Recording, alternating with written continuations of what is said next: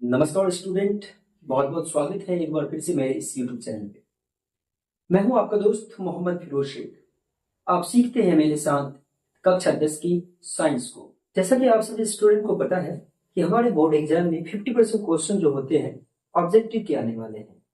इसलिए आज से हम लोग प्रतिदिन 5-5 क्वेश्चन का रिवाइज करेंगे। 5-5 क्वेश्चन डेली ऑब्जेक्टिव की हम लोग रिवाइज करेंगे और क्लास में ही इसे याद करेंगे, जो कि बहुत ही इंपॉर्टेंट होने वाला है। और यदि आप डेली 5-5 क्वेश्चन ट्राई करते हैं, याद करते हैं, रिवाइज करते हैं, तो आने वाले 30 दिनों में 5 इंटू 30 इज इक्वल टू 150।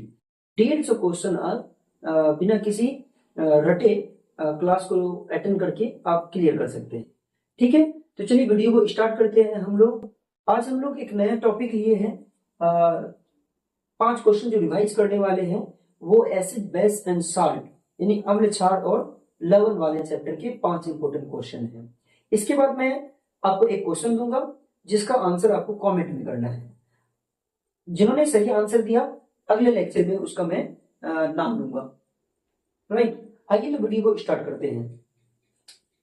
पहला क्वेश्चन है, अम्ल का पीएच मान कितना होता है?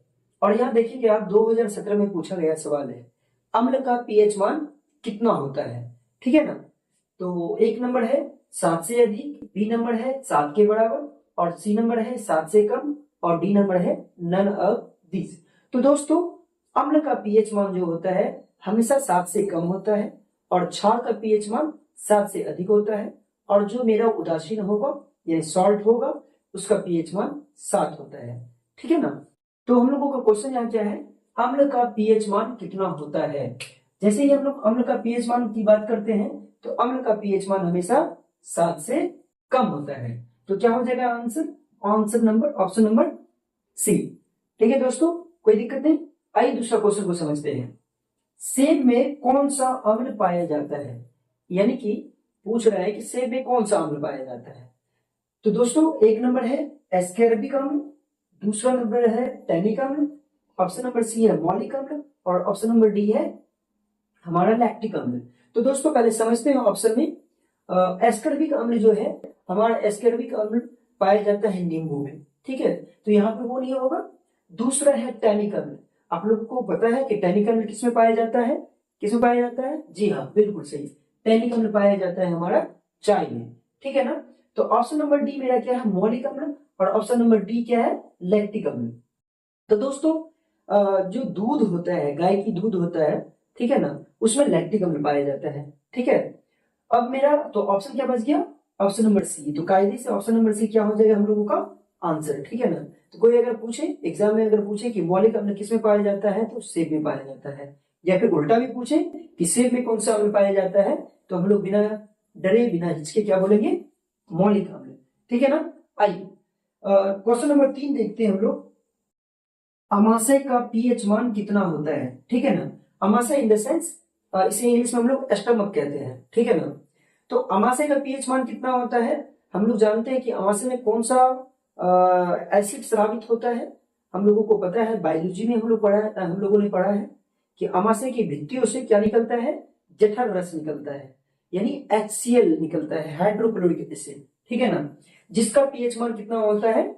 हमेशा 7 से कम। हम लोगों को पता है कि अम्ल का पीएच मान कितना होता है? 7 से कम होता है। तो यहाँ ऑप्शन नंबर ए में है 9। तो हम लोगों को तो पहले से ही पता है कि अम्ल का पीएच मान कभी भी 7 से ज्यादा नहीं होने वाला है। ऐसे बहुत सारे ट्रिक आपके साथ खेले जा सकते हैं एग्जाम में। तो याद रखेंगे मित्रों कि अम्ल का जब भी पीएच मान होगा वो हमेशा लेस देन 7 होगा, 7 से कम होगा। तो कायदे से मेरा तो ये तो होने वाला नहीं है, क्योंकि ये तो क्षार हो गया। अब देखो 7 किसका होता है? 7 जो होता है न्यूट्रल का होता है, यानी उदासीन विलयन का होता है। ठीक है ना। और दूसरा है सी, और ऑप्शन नंबर डी में 2.5। इसी दोनों में हो सकता है क्योंकि दोनों ही 7 से क्या है? कम है। ठीक है, तो ये जो 2.5 होता है ये नींबू का रस का होता है, यानी लेमन का जो जूस होता है उसका पीएच मान 2.5 होता है। ठीक है, अब हमारे पास कितना बच गया? Option number C. तो ऑप्शन नंबर सी मेरा क्या हो जाएगा? आंसर हो जाएगा।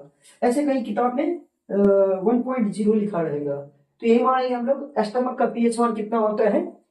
हमेशा 1 होगा। ठीक है दोस्तों, अब हम लोग चलते हैं क्वेश्चन नंबर 4 पे। क्वेश्चन नंबर 4 क्या है देखते हैं हम लोग। शुद्ध जल का पीएच मान कितना होता है? रुको रुको रुको, ऑप्शन पढ़ने दो। ऑप्शन, ठीक है ना। शुद्ध जल का पीएच मान कितना होता है? ए नंबर में कितना है? 9, बी नंबर में कितना है? 11, सी नंबर में क्या दिया हुआ है? 3, और डी नंबर में क्या दिया हुआ है? None of this. फंस गया ना। हम लोगों को पता है कि ऑप्शन नंबर इसमें है ही नहीं, है ना, क्योंकि हम लोग को पहले से ही पता है कि शुद्ध जल का जो पीएच मान होता है वो कितना होता है? शुद्ध जल का पीएच मान हमेशा 7 के बराबर होता है, और ऑप्शन में तो है ही नहीं 7, तो क्या मानेंगे? ऑप्शन नंबर डी, यानी क्या हो जाएगा हम लोग का? नन ऑफ दिस, इनमें से कोई नहीं। जल्दबाजी में ऐसा कुछ नहीं कर देना है ना।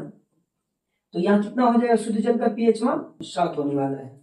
ठीक है, लास्ट क्वेश्चन है मित्रों, क्वेश्चन नंबर 5। मानव रक्त का पीएच मान कितना होता है? मैं एक चीज बता देता हूं सबसे पहले। मानव रक्त जो होता है वो बेस प्रकृति का होता है, अर्थात क्षारीय प्रकृति का होता है। तो इसका पीएच मान जब भी होगा कितना होगा? 7 से अधिक होगा। तो ये क्वेश्चन का मैं आंसर नहीं बताने वाला हूं आपको, इसका आंसर आपको कमेंट बॉक्स में लिखना है।